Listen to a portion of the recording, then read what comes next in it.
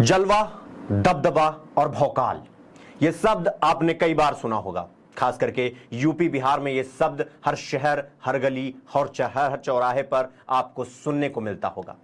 लेकिन आज हम आपको इन तीनों शब्दों का मतलब उदाहरण के साथ समझाएंगे। जीता जागता उदाहरण। नमस्कार, मेरा नाम है शिवम दुबे और आप सब चेतना मंच देख रहे हैं। डेरा सच्चा सौदा के प्रमुख गुरमीत सिंह उर्फ राम रहीम का नाम आपने जरूर सुना होगा।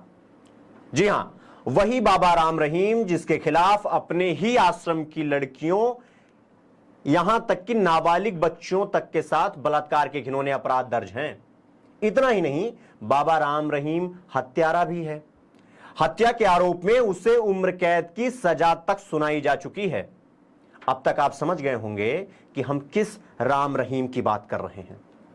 यह आदमी जिसकी चर्चा मैं अभी आपसे कर रहा हूं, राम रहीम, यह आदमी बलात्कार और मर्डरर है, मर्डर का आरोपी है। इस मामले में इसे 20 साल तक की सजा सुनाई जा चुकी है, अभी मैंने आपको बताया। लेकिन इस इंसान को जेल के भीतर रहना आता ही नहीं है। यह जेल को अपने खाला का घर समझता है कि जब चाहे आए और जब मर्जी करे वहां से चला जाए। और इसका पूरा श्रेय मैं और आप, हमको और आपको हरियाणा सरकार को देना चाहिए, क्योंकि खट्टर सरकार, मनोहर लाल खट्टर सरकार ने अब तक इस इंसान को 11 बार पैरोल पर भेज चुकी है। 17 महीने में इस राम और रहीम के नाम पर कलंक लगाने वाले व्यक्ति, जिसका नाम राम रहीम है, इसको मनोहर लाल खट्टर ने 5 बार इसे पैरोल पर छोड़ा है। मैं बताता हूं आपको। पिछले साल फरवरी में इसे 21 दिन का पैरोल दिया गया, जून में इसे 30 दिन का पैरोल दिया गया, अक्टूबर में फिर 40 दिन का पैरोल दिया गया और इसी साल जनवरी में 40 दिन का पैरोल दिया गया और एक बार फिर अब इसे पैरोल पर भेजा जा रहा है। लेकिन मकसद क्या है पैरोल पर भेजने का, यह भी आप लगे हाथ जान ही लीजिए। डेरा प्रमुख का 15 अगस्त को जन्मदिन है। जश्न मनाने के लिए इस इंसान को मनोहर लाल खट्टर सरकार पैरोल पर छोड़ रही है। पैरोल क्या होता है? आमतौर पर आप सुन रहे होंगे पैरोल पैरोल पैरोल। क्या होता है पैरोल? अब आपको वो भी बता देते हैं।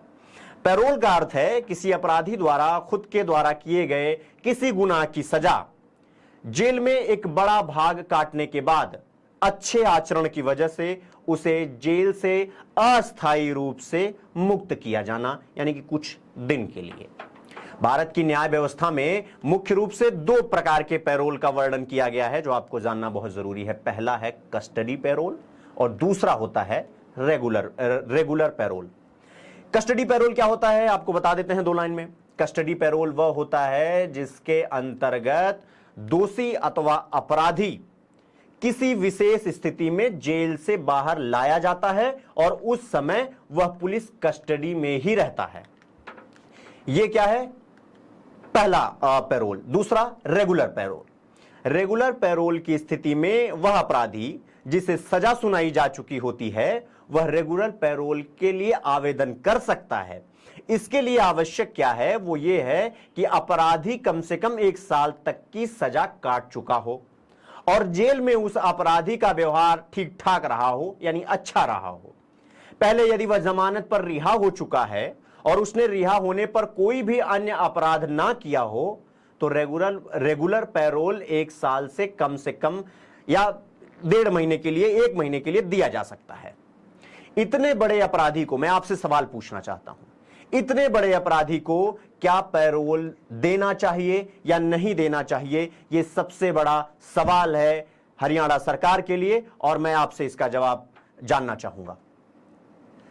इसी संदर्भ में आपको बताना चाहूंगा कि सुप्रीम कोर्ट के मशहूर न्यायविद यानी जज VR कृष्ण अय्यर की एक बहुचर्चित टिप्पणी को भूलना नहीं चाहिए।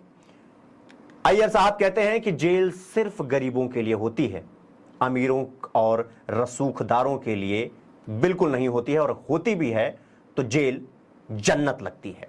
हालांकि आप क्या सोचते हैं, कमेंट करके हमें यह बात बता सकते हैं। अभी के लिए मैं आपसे विदा लेता हूं। अपना बहुत ख्याल रखिए। नमस्कार।